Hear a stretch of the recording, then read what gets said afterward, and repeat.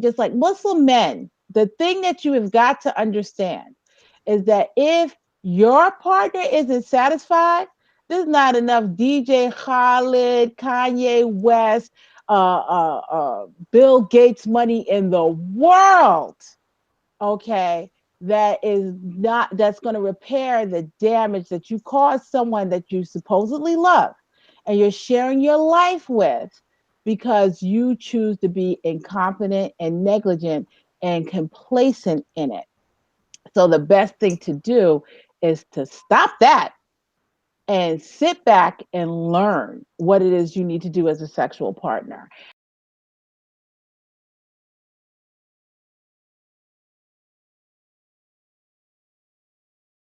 Before we continue, I just want to commend you for organizing this and having this discussion, because I think it's important, especially as a Muslim woman, that you're spearheading this. Because again, I'm sure that many people that's listening, I definitely am one of those people, are grateful for what you're doing. I think it's important that not only Muslim men, but Muslim women in particular, continue to have these conversations. And when we as Muslim men, we say some things which are, which is wrong and disrespectful, again, that we need to be checked. You need to challenge us. I just want to publicly commend you for what you're doing, and just hope, inshallah, just encourage you to continue doing this type of kind of conversations, because it's much needed. Alhamdulillah. But I think that that tweet in particular, which is one of many, and from what I understand, you've gotten a lot of direct messages. I've gotten direct messages from women, and there's definitely a problem. There's a huge problem with the expectation of a kind of subjugation of Muslim women. Uh, when I hear scholars use the word submissive, okay, I cringe because submissive has a very specific connotation, and so it goes through a Muslim woman's life. And so in her married life, she's expected to have this submissiveness, and the whole reason behind this submissiveness is this idea is that he provides financially. So hearing Muslim men are saying, well, I pay for the bills, I pay the bills, so you should be happy with that and not and tolerate my incompetence in the bedroom. It's not A game or B game, it's incompetence and it's negligence, and it has very specific physical and psychological and emotional effects on the partner that is being left in the lurch. Okay. And it'll affect the marriage across the board.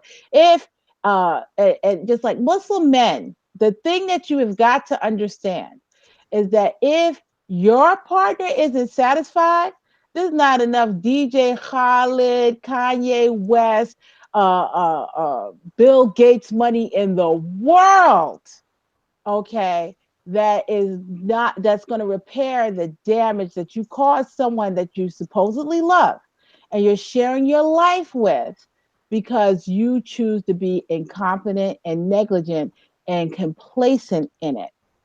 So the best thing to do is to stop that and sit back and learn what it is you need to do as a sexual partner. And that's in direct accordance with the Prophet Sallallahu Alaihi Wasallam, who said that, if she is not satisfied, it's not over. So now that it's the just the notion that there are Muslim men out there that don't feel like they have a mandate to satisfy their partners sexually because somehow they're shelling out money, and most of you are not making DJ Khaled money, so let's just be real about it. Okay. It is it's ludicrous. It is absolutely ludicrous, and it leads to a lot of dysfunctions inside and outside of the bedroom, because a dissatisfied sexual partner, things are going to manifest in other ways. So if you find that your marriage is having a lot of problems, and that you are being incompetent in the bedroom, you may want to look to that first and foremost. So this idea that just because he makes the money, that means that he deserves uh, uh, to have more privilege sexually, it has no basis in Islam whatsoever, and it's actually counterintuitive to Islam, and it's very damaging. So Muslim men need to kind of get a grip on that. And actually, the scholarship, in your book, okay, there's one scholar I kind of Muhammad and Nafzawi.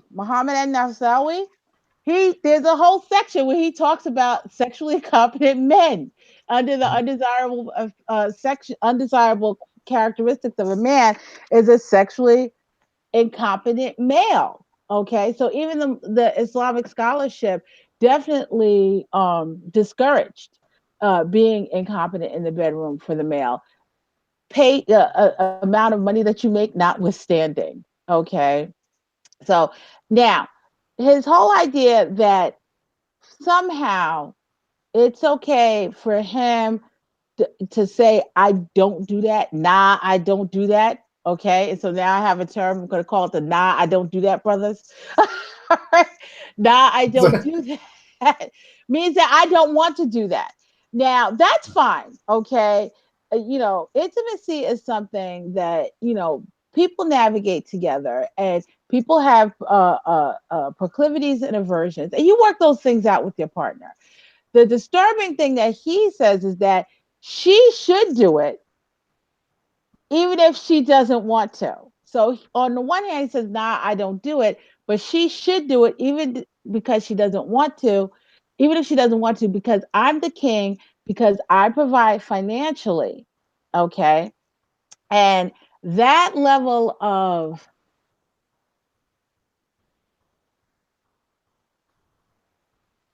It's ignorant. sexual, I'm sorry. It's ignorance ultimately. No, it's not only ignorance. It's not only ignorance. It is a level of subjugation because I have the money and you are going to do what I tell you to do because I have the money. This is the reason why it's so disturbing. I know a lot of people are like, "Oh, what's the big deal?" He said some really violent things in that little teeny tiny clip. And it sends a message to men, Muslim and non-Muslim men, and given the way that the society is, he should have been more responsible.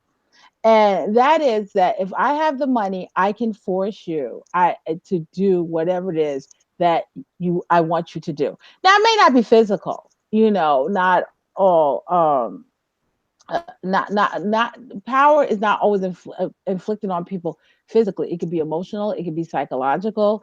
Just the idea that if a woman internalizes that, well, he makes the money, so yeah, I need to be doing this for him because he makes the money, because that's the reason he gave, then but I don't deserve for it to be reciprocated on me if I want it. Okay, is just incredibly disturbing. And again, is anti-ethical with Islamic teachings. And just by virtue of the fact that someone who identifies as Muslim and has a large platform is spouting this stuff, it just reinforces the problems that already exist. Okay. So let's look at that whole idea of oral sex in the first place. So, what is the primary position? Because there's always going to be difference of opinion, but what is the primary position among the scholarship when it comes to oral sex, both cunnilingus and fellatio?